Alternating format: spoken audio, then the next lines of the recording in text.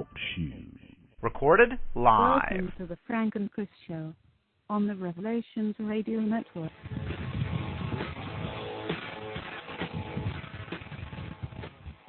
Hey everyone, welcome to episode number 5 of the Frank and Chris Show. Today is Memorial Day, Monday, May 26, 2008. And I guess we should just jump right in here. Chris has sent me a bunch of stories and things he wants to talk about. So, Chris, are you there? Yeah, man. What's up? Nothing. What's going on? Not much. Just enjoying the day off. I guess you could everybody probably had the day off today. At least most of us did. But what about you? What did you get done today? Not too much. Just kind of hung out with my girlfriend today. Took her home, and now I'm here. So, you want to just jump in here? You want to talk about some of these stories you sent me? Sure, yeah. And if you got anything else, let's get right into it. I thought one was interesting that I saw on the David Icke news thing. They had started reporting on that Oculus that I reported on underneath the subway there. I think that's interesting. I think. Yeah. For the longest time, I was like the only person talking about that, and I just knew at some point someone was going to pick up on it. I didn't know who, but I guess Ike picked up on it. I started getting tons and tons of hits on Salvation Revelation about maybe 3 weeks ago, and I couldn't figure out where the traffic was coming from. I don't know how or why, but it just was coming in from various like anonymous site type things, and it's pretty weird. But yeah, I guess that's apparently where it started. Yeah, it's interesting. Might as well go ahead and let people know what that's all about. Maybe send that. I can send a link in the chat room once I get in there. Let's see here. But go ahead. All right. So apparently, underneath the World Trade Center, or at the subway stop for the World Trade Center, there is this thing called Oculus, which is a mosaic of different tiles. And along the walls, if you walk through the subway, there's, a few blocks you can actually walk underground there. And you start seeing these eyes in the walls. And they're the typical, Eye of Horus looking eyeballs, but they're all different. They're like, I guess somehow representative of all different races of people. They actually modeled these after actual human eyes and whatnot. And they become more frequent, and then all of a sudden, right in the middle of the floor is this big roped-off thing. And there's a giant mosaic of the world as a map laying flat, and right in the center of this map is a giant all-seeing eye. And this thing is called Oculus, and I was totally mind-blown. I stumbled on it by accident. I didn't even realize I was getting off. I don't go into the city too much, so I was going in to see a show with my girlfriend, and we were like, wow, we're right at Ground Zero, and checking that out and stuff, and just walking, and it's like, why are these eyes here? And, all of a sudden there's this Oculus thing, and I was like, bust out the camera. We got to get, put your camera phone out. We got to get a picture of this. And I did a podcast about that a while back, and it's actually representative of a vortex. It's like a vortex mosaic, and I'm probably going to touch upon the vortex thing, and at least in part, in the first podcast I'm going to be doing for my new show. And, you want to comment on it, go for it. Yeah, well, I just thought it was interesting. Being at Ground Zero and everything, it's just kind of one of those, I don't know, I think it's interesting to me that it's just such in plain view, and it's also just a testament to how many people don't, see the symbolism there. Which is with the eye thing, which, I guess we tend to think of as like so obvious, but for everybody, taking how many months for anybody else to report on it just kind of shows that nobody has caught on to that yet. And, there's a possibility that we're just paranoid, but it's very, very slim possibility, at least on this one. Yeah, it was one of those things where I couldn't believe it. And I'm like, how is this not all over the place? How are all of these great, conspiracy minds out there missing this? I don't know. It just seemed so obvious. And like you said, maybe we're just the rocker a little bit, but I don't think so. It's just too coincidental, too perfect, and absolutely completely symbolic of the New World Order. Now we don't even have the pyramid. We just have this eye right at the center of the planet Earth. So, take it or leave it. It's there. You can find the pictures. You just look up Oculus in New York City subway, and they're actually there's a New York City subway website that has pictures of this. If you don't actually go to the Ike website or SalvationRevelation.com, that you can just look it up in Google, look up Oculus and New York City subway. Yeah, I put a link in the chat room for everybody, but you might want to go to Frank's. I didn't put Frank's link in there, so it's more detailed. Definitely goes into a lot more on that.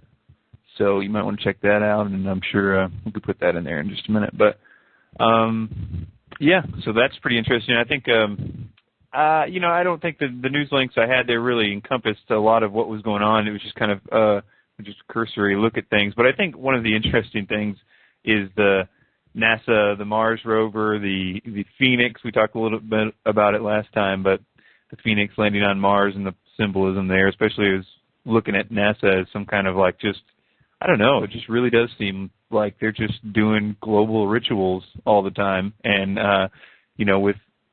and we just get such a slight bit of the story, it seems like. But yeah, that link there is pretty interesting. I guess that landed the 25th and started sending pictures back and everything. So, and it's just interesting that they're coming back, not color photographs and everything. I don't know. Do you have any input on those stories that I sent over? I don't know. I just thought it was funny that all of the headlines were like, the Phoenix has landed. And right. How many times have you heard that in your life? Just in joking or like corny spy movie or, spook type things. Oh, the Phoenix has landed. Well, now the Phoenix actually has landed, and you get all these descriptive things that came in it rose out of the ashes of previous programs, and the symbolism really is everywhere, and we're just so, I don't know, just so accustomed to taking it all in and never ever viewing it that, the way that it's actually meant to be and what it actually does signify. And it's funny because they tell you point blank what they're doing with this thing. They're looking for life. They're looking for signs of life. And I don't know. It just, the timing is perfect. Yeah.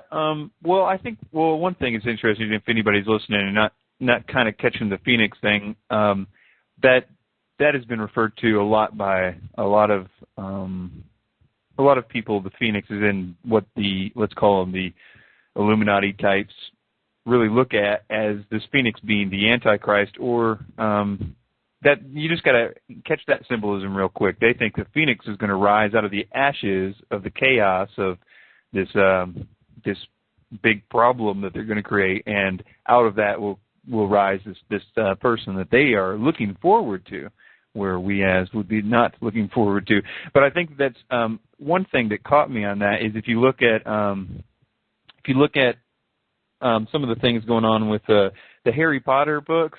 My girlfriend's a really, really big fan of the books, and I kind of catch this and that here and there, but I've always kind of been like, you really gotta look at that stuff. But hearing more about the storyline, it really does seem like a kind of reversal of roles, kind of this I would say Luciferian doctrine, kind of where I don't know. I'd like to do a show on it sometimes because it looks like they're saying that Lucifer is the good guy and the bad guy is Jesus, and the symbolism is just like really, really rampant all through the series on that. And I don't know if anybody could catch what I'm saying just off that premise, but basically it seems like the whole thing.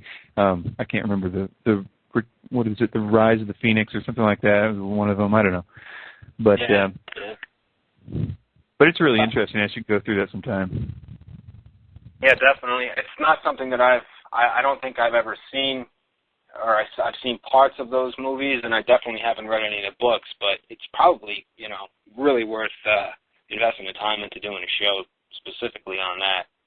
Hey, let me just interject here for a second. We're just going to talk for a little bit, and then we'll take calls. So, New York, we're not ignoring you. We're just going to try to get a couple things out of the way, and then we'll begin to take calls after that. Absolutely. Yeah, and another thing about the Mars rover and all the stuff going on with that, it seems so, I keep saying that, they're not sending back color pictures with these, things, and it's all because if they did, they'd see the atmosphere in Mars, and they'd see the blue skies, blah, blah, blah, blah, blah, they know everybody's lying. But at the same time, I really think that a lot of this is meant to be fuel for those people, like saying, look, I told you they're hiding something, there really is life on Mars, because it's this whole human nature thing of, like, us thinking we're being, cheated and stuff. I guess it's natural.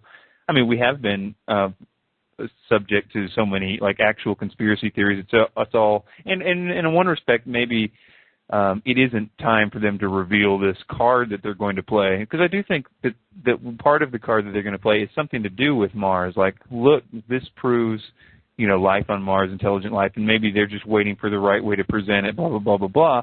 But I really think that they are manipulating the people, the UFO community, to be like, look, I'm like what's the guy's name? Richard Hoagland and the Enterprise mission. I mean, if everybody was ever a shill, I mean, that dude is, I mean, it's like, and if you kind of look at him like that, you get this whole new perspective on what they're wanting you to think and do. And you go to these websites like AboveTopSecret.com, and they're all in a tizzy about disclosure and the rest of it.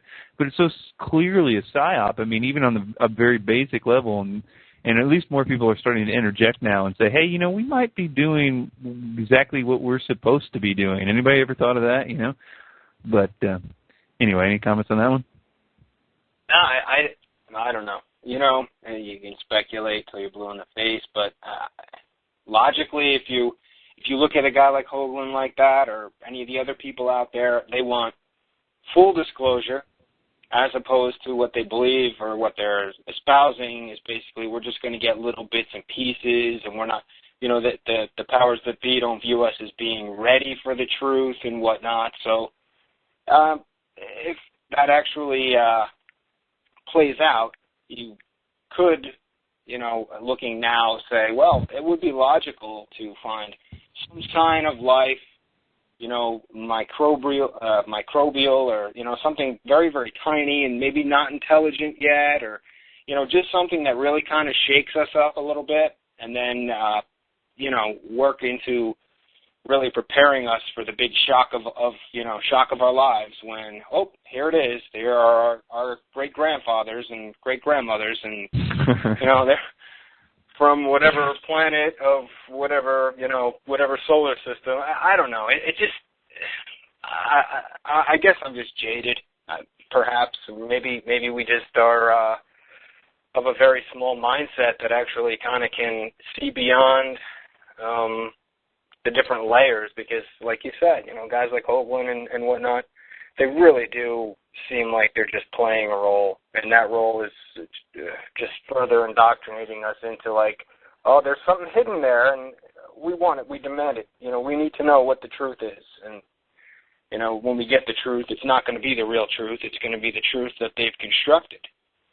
Right, but it's so validated by the fact that it was hidden. It took them, they had to work to get it, and nobody wanted them to get it, so therefore it's validated, and that's just the story of the whole thing about this conspiracy disinformation is it just looks hidden. It's not actually hidden, I think that's the whole, like, lure of the cult arts, if you will, is that they think nobody's wanting to get it. We were once, it's very impossible to get it, but it's never been out of your reach. It's always been shoved down your throats. It's the exact opposite of being, something that, to me anyway, just seems that way. Yeah, I think that's the cusp of it. That's the gist of it anyway. That's what they're trying to do. They're trying to present stuff that they've cherry-picked to give us as truth, and give it to us as something that, we had to force out of their hand. It's not something that we really want. It's not what we really want. It's not really the truth. But, give it to me. Give it to me. I know you won't give it to me. You won't let me have it. So just, I want it more than anything because I think that's where the truth is. But it's not really. It's just something that they've constructed in order to further dwarf and occult in the hidden sense of the term, to hide the truth from us even further. Exactly. All right.